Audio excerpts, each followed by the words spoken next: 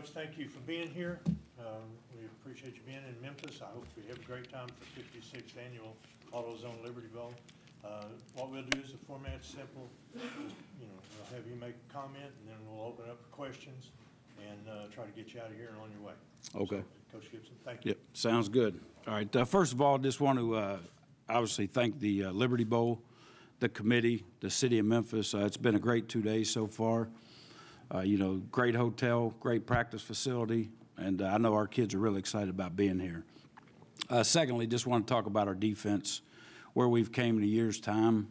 Doing it with a bunch of kids that, kind of overachieved. We don't have a superstar, which I like. I think the kids like.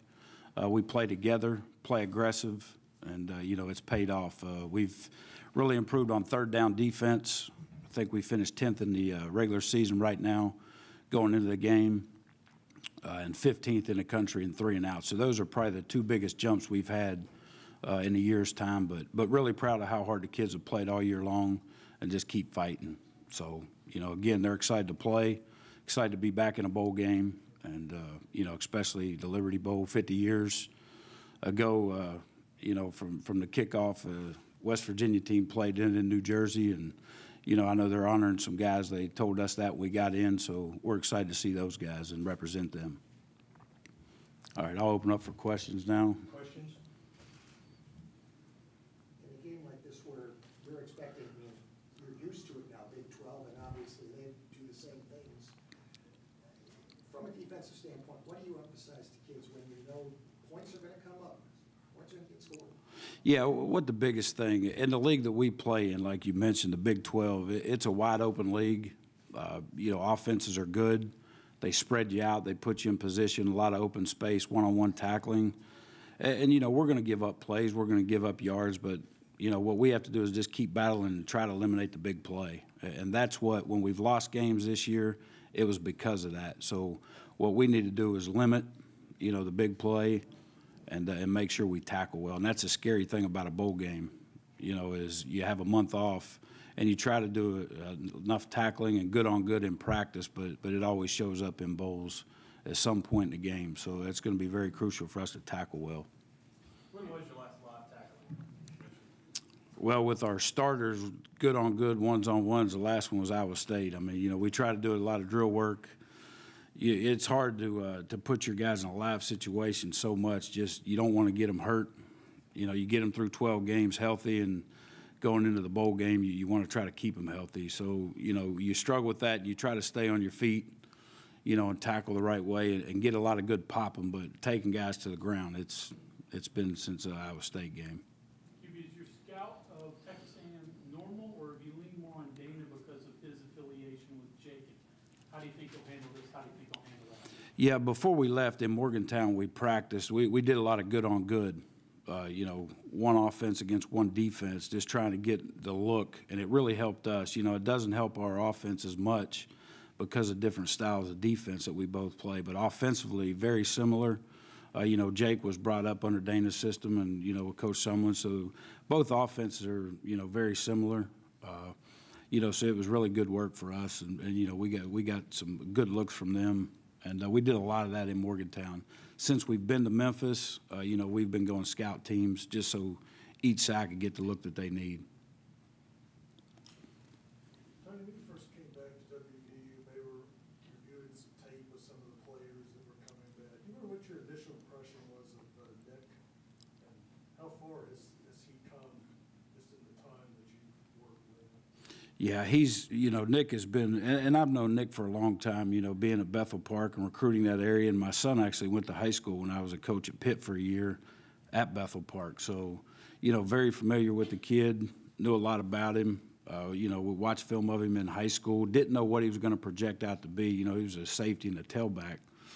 And, when I got here to West Virginia at first, you just kind of didn't know where he was going to fit in, what he was going to do. And I think when we switched over to, back to the 3-3, he's a perfect fit at Mike linebacker. And obviously he was a leading tackler on our team for a reason. And every game he just kept getting better and better. And, the good thing about it, he has another year left. So really excited to just keep seeing him grow. For leadership qualities, is he more of a lead by example type than being very vocal? Yeah, you guys interview our guys all the time. He's a man of few words, so he takes care of business on the field, does what he's supposed to do in the classroom, on the field, off the field.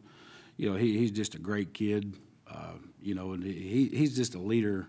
It comes natural to him. I'd like for him to be more vocal, and that's something we'll discuss after this bowl game because now next year's his senior year. So, you know, really looking for some big things from him. Coach, other side of the ball, but obviously a tough day for the team. Clint, how do you make the announcement? Yeah, I'll have to let Coach Holgerson talk about that. You know, I have no freedom to talk about injuries on our team, so Coach Holgerson will address that. Going good on good. I'm curious what you've seen from Skylar of late, in particular how he handles some of the things that would normally frustrate quarterbacks. Yeah, Skylar gives you a whole nother dimension that you have to prepare against because he's such a run threat, you know, and he'll pull the ball down and, you know, and take off on you. So you have to make sure you contain him. And he's got out of the pocket a few times on us. And everybody knows it's no secret. We like to blitz. We like to bring pressure. And when you do that against quarterbacks like him, you have to make sure you keep him in the pocket. So, but he's been impressive. I mean, he's throwing the ball really well right now. There's some quarterback run stuff. You know, he looks good. I mean, he's playing with a lot of confidence right now, and you can see that grow from second half of the Kansas State game all the way up and through preparation today. So, not really. You know, he's a mentally tough kid. So, and we've thrown a whole bunch at him. You know, just adding different blitzes, sending 7, 8 guys. You know, dropping 8 or 9 guys. So, you know, we've done it all to him, and he just keeps on clicking. A little harder to rattle when you can't make any physical contact. Yeah, it's a little easier when you have a yellow jersey on too. So, but no, he's not going to get hit. But you know, he prepares. I mean, the kid's he's a film rat. He studies it. He understands the system, understands the scheme, and you know, our offense and just like A&M, it's all about timing, and he understands that. He gets rid of the ball quickly. You know, and he sees the whole field. So, you know, I've been impressed with him, you know. Before you guys broke, you talked about how you really liked the schedule you've been following since the regular season. Today, Dana said that he felt the team came back really strong. Worley said it's the best practices he's thought since Baylor week. I mean, what have you seen out of the guys these last 2 days? Small sample size, but what do you think coming back from that break? You know, flying in here yesterday, I told my wife, I turned to her and I thought, man, I don't know how good this practice is going to be tonight. I've never had to do this on Christmas night, getting the guys there Christmas Day, flying in from all over the country, and, you know, just settling in, going to a new place.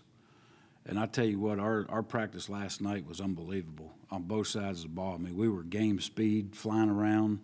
You know, we were hitting people. So it was exciting to be around. I mean, we did 20 plays of good on good against our offense, and I mean, those 20 plays, it was at game speed on both sides. So very excited about that. We broke off, went scout team, and it continued. So, you know, very impressed with how they came back and prepared on Christmas Day, and, you know, it was a great practice. You had 2 very frustrating ones, Kansas State and then the TCU game, getting them back from those 2 especially. Yeah, the TCU game really hurt, just the way we lost the game. You know, we hung in there. We had to lead the whole time, pulled away a little bit in the third quarter, and in the fourth quarter it got kind of hairy, and, you know, it came down to us on defense, and we blew a coverage. So very frustrating to lose a game like that. They kick a field goal with 3 seconds left, and, you know, we lose. So it wasn't good. And then I think that was a carryover to the next week at Texas. You know, so, but woulda, shoulda, coulda. And we didn't get it done, but, you know, the kids bounced back and finished the season strong and had a good showing against Iowa State and, you know, won 7 games. Could have won 10, could have won 8, could have won 4, so, but we won 7. You look, you're going against a defensive coordinator or an offensive coordinator that knows the majority of your personnel, but they're preparing for you minus a couple assistant coaches. Which one is the bigger advantage plus disadvantage?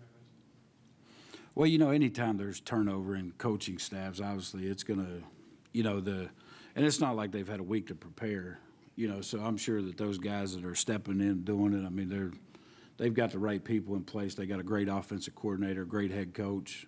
You know, I mean, those guys do a tremendous job.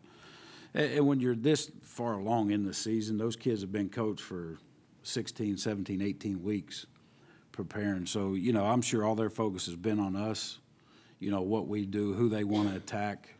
And I'm kind of excited to see how people are going to attack us, because most people have 4 or 5 days to prepare before they come out and play us with this defense that they haven't seen. A&M hasn't seen this for a full game.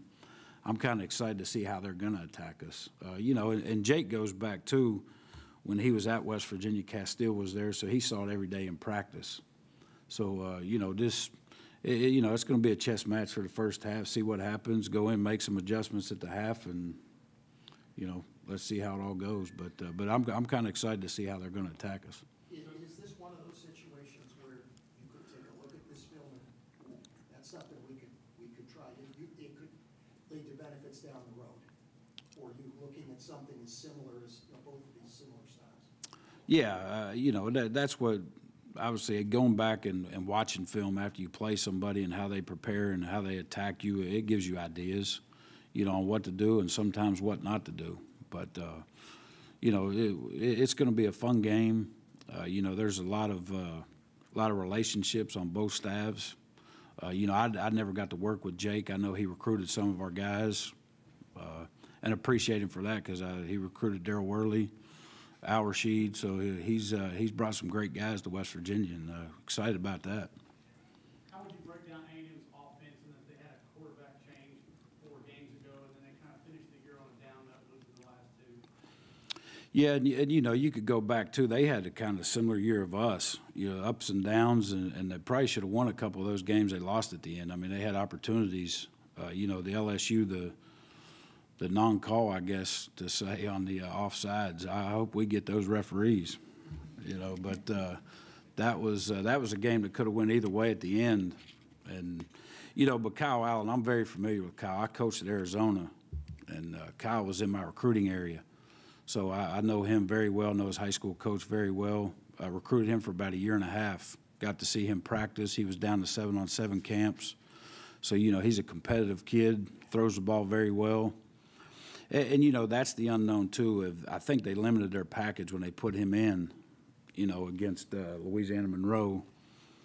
And so it, you know, and then they kind of opened him up a little bit against Auburn. He had a heck of a game. And, you know, so what are they going to do with him? They've had a month to prepare and get him better.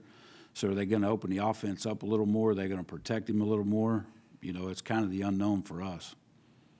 Kind of lick your chops going against a kid that's a freshman with about 4 games of experience?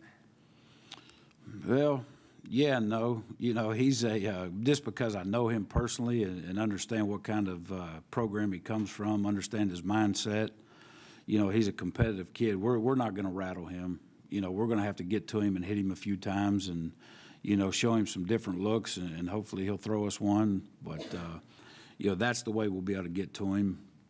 Going into it, I don't think he's a kid that's going to come out and be nervous. I think he's got a lot of confidence right now, and, you know, he's got some great wideouts to throw the ball to, and he's got obviously great tailbacks and great offensive line to protect him. So, you know, I'm sure he's prepared really hard over the last month to try to make himself better. I mean, how much harder is it now preparing for teams when it seems like a quarterback gets hurt and you bring in somebody that's just as good? I mean, both teams are in that situation now. It used to be if you knocked out another team's starter or he was out, the other team was definitely going to win. Yeah, and, you know, nobody likes a backup quarterback. I mean, the home fans all like him. When the starter's playing bad, they all call for him, but defense coordinators don't like him. They come in with nothing to lose and let it all hang out.